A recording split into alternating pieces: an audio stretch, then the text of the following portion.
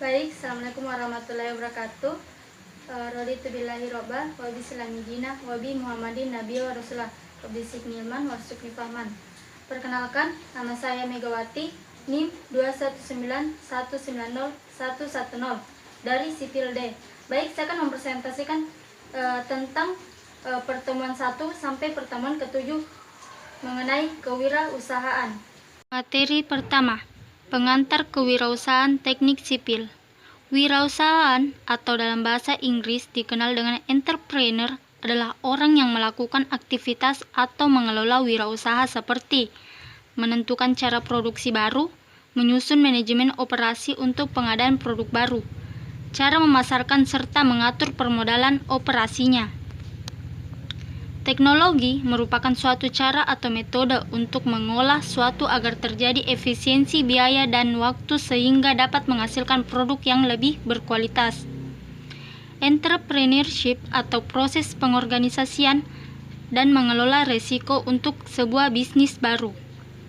Sedangkan entrepreneur ialah seseorang yang menciptakan bisnis atau usaha dengan keberanian menanggung risiko untuk mencapai keuntungan dan pertumbuhan dengan cara mengidentifikasi peluang yang ada.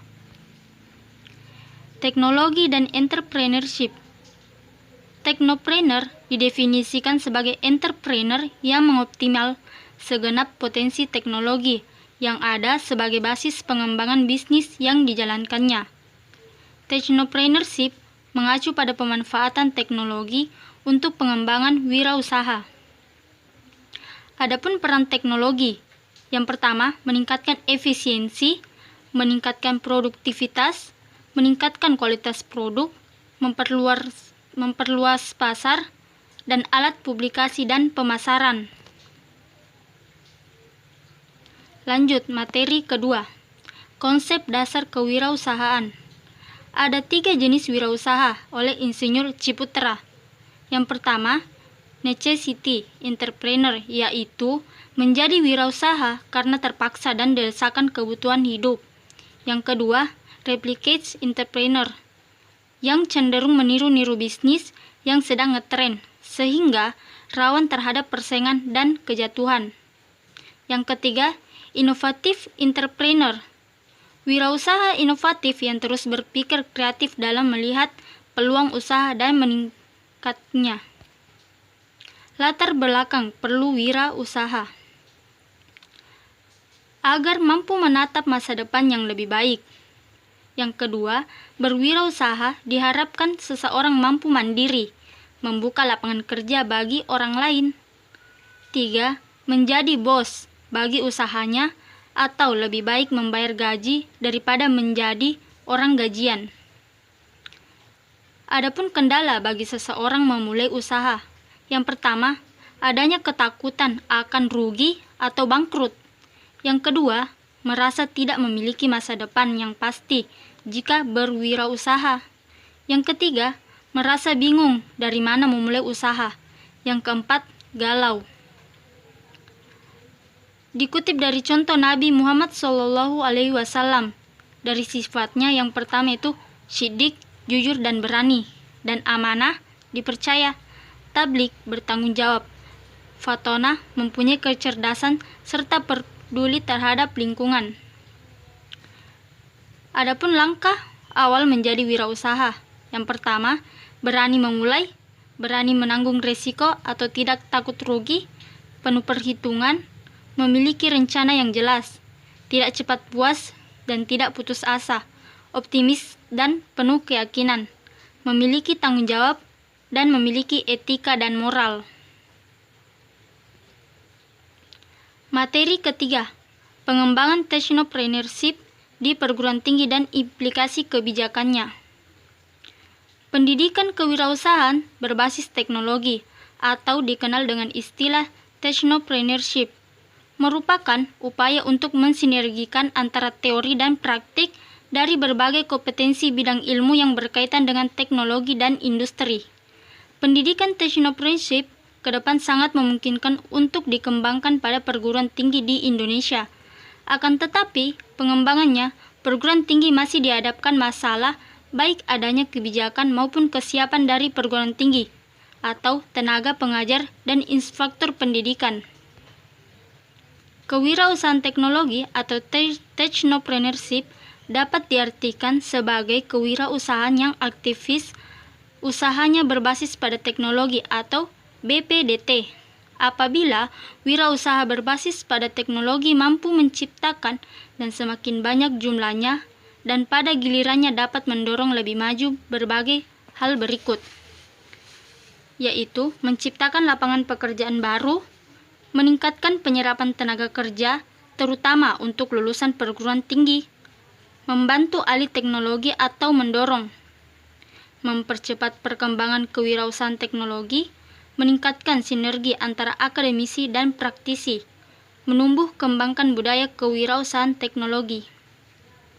Masih pada pengembangan pengetahuan dan teori, ada beberapa metode yang bisa digunakan yaitu data sekunder dan data primer.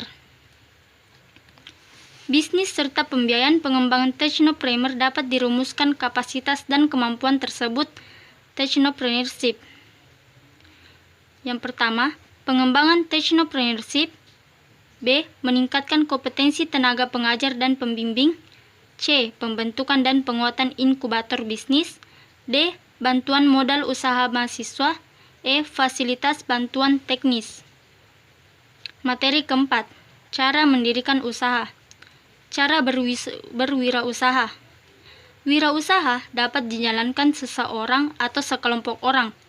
Jenis usaha yang dapat dijalankan dapat bersifat komersial dan sosial atau kedua-duanya. Memiliki modal sekaligus menjadi pengelola. Menyetor modal dan pengelolaan ditangani oleh pihak mitra dalam bentuk saham sebagai bukti kepemilikan. Etika dan norma setiap pengusaha. Yang pertama, kejujuran. Yang kedua, bertanggung jawab. Yang ketiga, menepati janji. Yang keempat, disiplin. 5. Taat hukum. 6. Suka membantu. 7. Komitmen dan menghormati. Dan 8. Mengejar prestasi. Ciri wirausaha yang berhasil ialah memiliki visi dan misi serta tujuan yang jelas, inisiatif dan selalu proaktif, berorientasi pada prestasi, berani mengambil resiko, kerja keras, bertanggung jawab terhadap segala aktivitas yang dijalankan, komitmen pada berbagai pihak, dan mengembangkan, memelihara hubungan baik dengan berbagai pihak. Cara mendirikan usaha. Yang pertama, mengadakan rapat umum pemegang saham. Yang kedua, dibuatkan akte notaris. Yang ketiga, didaftarkan di pengadilan negeri. Yang keempat, diberitakan dalam lembaran negara. Adapun faktor-faktor penyebab kegagalan usaha ialah data dan informasi tidak lengkap, salah perhitungan, pelaksanaan pekerjaan salah, kondisi lingkungan, unsur sengaja, dan bencana alam. Materi kelima, Surat Usaha Izin Jasa Konstruksi atau IUJK. Apa itu IUJK? Untuk mengetahui apa itu IUJK, sebelumnya kita harus mengetahui terlebih dahulu definisi dari jasa konstruksi. Ialah layanan jasa konsultasi perencanaan pekerjaan konstruksi, layanan jasa pelaksanaan pekerjaan konstruksi, dan layanan jasa konsultasi pengawas pekerja konstruksi. IUJK adalah izin yang diberikan kepada badan usaha untuk menyelenggarakan kegiatan jasa konstruksi. Adapun syarat mengurus IUJK ialah sertifikat keahlian atau SKA atau sertifikat keterampilan SKT. SKA atau SKT wajib dilampirkan saat mengurus IUJK sebagai bukti bahwa perusahaan Anda sudah memiliki tenaga ahli yang berkompeten di bidang konstruksi. Level kualifikasi yang disyaratkan adalah menengah ke atas atau minimal 2 orang tiap bidang. Kartu tanda anggota KTA asosiasi wajib bergabung dengan asosiasi atau perkumpulan tertentu yang telah diakreditasi oleh Lembaga Pengembangan Jasa Konstruksi LPJK, Gapensi, Akli, Perkindo, Perkonindo. Sertifikat Badan Usaha atau SBU. Untuk mendapatkan SBU, Anda harus mengurus persetujuannya ke asosiasi profesi.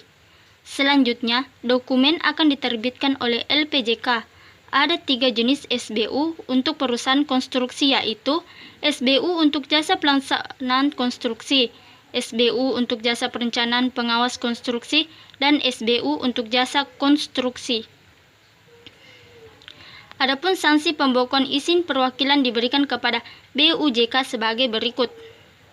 Yang pertama, mendapat sekurang-kurangnya 2 kali peringatan tertulis selama kurun waktu 3 tahun. Direksi komisaris atau kepala kantor perwakilan BUJK terbukti menduduki jabatan direksi atau komisaris pada BUJK lain. Selanjutnya, terbukti tidak melaksanakan kewajiban jaminan sosial ketenagakerjaan sesuai dengan rekomendasi instansi terkait jaminan sosial ketenagakerjaan. Yang terakhir, terbukti menyampaikan laporan kegiatan tahunan yang tidak benar dan atau masuk ke dalam daftar hitam yang ditetapkan oleh pengguna jasa dan diumumkan oleh lembaga yang membidangi kebijakan pengadaan barang atau jas. Materi ke-6, manajemen dan organisasi. Manajemen dan organisasi. Manajemen merupakan alat untuk mencapai tujuan. Organisasi merupakan tempat untuk mencapai tujuan. Manajemen dapat diartikan sebagai proses dari perencanaan, pengorganisasian, pelaksanaan, dan pengendalian untuk mencapai tujuan tertentu. Fungsi manajemen. Yang pertama, planning, ialah perencanaan, proses menentukan arah yang akan ditempuh dan kegiatan yang diperlukan untuk mencapai tujuan yang telah ditetapkan. 2. Organizing. Pengorganisasian adalah proses pengelompokan berbagai kegiatan atau pengerjaan dalam unit-unit. Yang ketiga, executing, ialah menggerakkan atau melaksanakan, adalah proses untuk menjalankan kegiatan atau pekerjaan dalam organisasi. 4. Controlling. Pengawasan adalah proses untuk mengukur dan menilai pelaksanaan tugas apakah telah sesuai dengan rencana. Bentuk-bentuk organisasi berdasarkan hubungan wewenang. Yang pertama, organisasi garis atau lini. B. Organisasi lini dan staf. Dan C. Organisasi fungsional. Rencana kebutuhan investasi dalam usaha.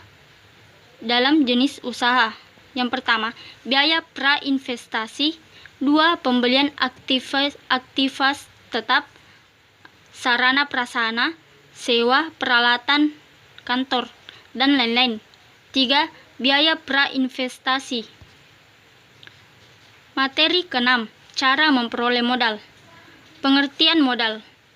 Modal keahlian adalah keahlian dan kemampuan seseorang untuk mengelola atau menjalankan suatu usaha. Adapun modal investasi digunakan untuk jangka panjang dan dapat digunakan berulang-ulang, biasanya umurnya lebih dari 1 tahun. Modal kerja digunakan untuk jangka pendek dan beberapa kali dipakai dalam satu proses produksi. Sumber-sumber modal. Yang pertama, kebutuhan modal, baik modal investasi maupun modal kerja, dapat dicari dari berbagai sumber dana yang ada, yaitu modal sendiri atau modal pinjaman. Modal sendiri adalah modal dari pemilik usaha. Modal asing adalah modal dari luar perusahaan. Biaya suatu usaha dapat diperoleh secara gabungan, modal sendiri dengan modal pinjaman. Pengertian modal sendiri. Modal sendiri adalah modal yang diperoleh dari pemilik perusahaan dengan cara mengeluarkan saham. Pengertian modal asing, pinjaman. Modal asing atau modal pinjaman adalah modal yang diperoleh dari pihak luar perusahaan dan diperoleh dari pinjaman. Kelebihan dan kekurangan suatu modal. Kelebihan modal sendiri ialah tidak ada biaya, bunga, atau administrasi. Tidak tergantung kepada pihak lain, artinya perolehan dana diperoleh dari setoran pemilik modal. C. Tanpa memerlukan persyaratan yang rumit dan waktu yang relatif lama. D. Tidak ada keharusan pengembalian modal. Adapun kekurangannya ialah jumlah terbatas, artinya untuk memperoleh dalam jumlah tertentu sangat tergantung dari pemilik dan jumlah relatif terbatas. perolehan relatif lebih sulit karena lebih sulit yang akan mempertimbangkan kinerja dan prospek usaha, serta kurang motivasi. Artinya, pemilik usaha yang menggunakan modal sendiri motivasi usahanya rendah dibandingkan dengan modal asing. Kelebihan modal pinjaman. Jumlah tidak terbatas, artinya perusahaan dapat mengajukan modal pinjaman ke berbagai sumber. Motivasi usaha tinggi karena pemilik usaha mempunyai beban pengembalian pinjaman sehingga ada target. Kekurangannya, dikarenakan berbagai biaya, bunga dan administrasi, jadi harus dikembalikan serta menjadi beban moral. Sekian dan terima kasih. Itulah tadi pemaparan atau presentasi materi dari pertemuan 1 dengan sampai pertemuan ke-7. Saya akhiri, sekian dan terima kasih. Baik, itulah tadi presentasi dari saya. Lebih kurangnya mohon dimaafkan. Assalamualaikum warahmatullahi wabarakatuh.